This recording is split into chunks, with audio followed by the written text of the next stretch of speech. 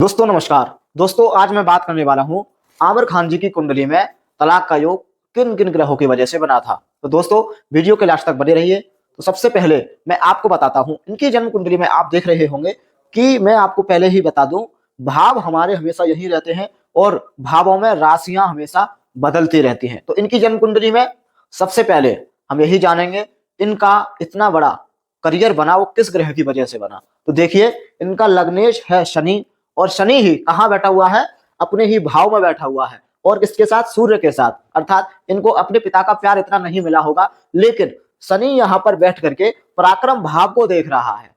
अगर पराक्रम भाव को देख रहा है तो जातक को अपने जीवन में बहुत ज्यादा मेहनत करनी ही पड़ती है, लेकिन उसको उतनी ही अच्छी सफलता मिल भी जाती है।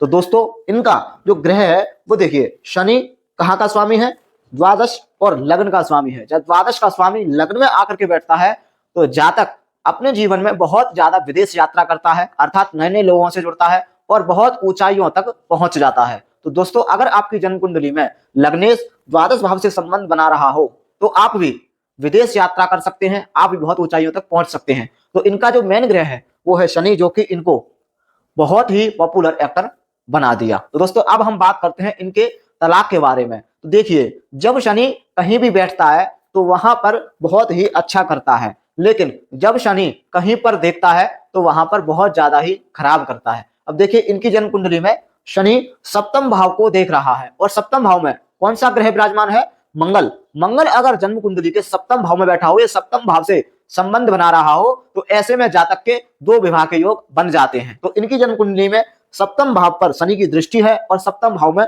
मंगल भी विराजमान है। अब हम देखते हैं कि इनका जो लव मैरिज का चार्ट है वो कैसा है। तो देखिए लव मैरिज का चार्ट इनका खाली है, अर्थात जो भाव खाली होता है वो सुप्त हो जाता है, अर्थात उसका फल जातक को विपरीत ही मिलता है। अगर यहाँ का स्वामी कहीं अच्छे भाव में बैठ जाए तो अच्छा फल करेगा, अगर खराब भाव में चला जाए और किसी पाप ग्रह की दृष्टि हो तो भी जो है पाप भाव में पाप फल ही हो जाता है। अब देखिए पंचमेश है बुध, जो कि गुरु की राशि में तो बैठे हुए हैं, शुभ राशि में बैठे हुए हैं, लेकिन यहां पर एक प्रॉब्लम हो गई कि मंगल की 8वीं दृष्टि बुध पर जा रही है। अर्थात जो ग्रह सप्तम भाव में बैठा हुआ है और वही ग्रह पंचम भाव को देखे तो आप समझ लीजिए कि आपकी लव मैरिज में कहीं ना कहीं परेशानी होने वाली है। पहले ही मैंने आपको बताया है कि पंचमेश पर अगर किसी पाप ग्रह की दृष्टि हो या सप्तम भाव पर किसी पाप ग्रह की दृष्टि हो या सप्तमेश पर किसी पाप ग्रह की दृष्टि हो तो ऐसे में जातक की शादी चल ही नहीं सकती। तो दोस्तों इनकी जन्म कुंडली में मंगल 7th हाउस में बैठ करके कहां देख रहा है,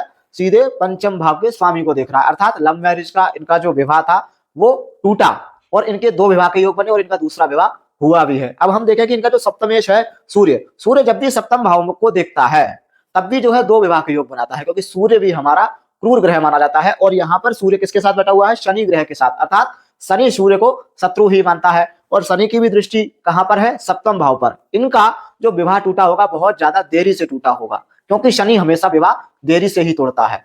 तो दोस्तों अगर आपकी जन्म कुंडली में ऐसे ग्रहों की अवस्था बन रही है तो आप अपनी जन्म कुंडली का अध्ययन कराएं, विचार विमर्श करें, तब ही आप लव मैरिज करें, अन्यथा आपका विवाह टूटेगा ही टूटेगा।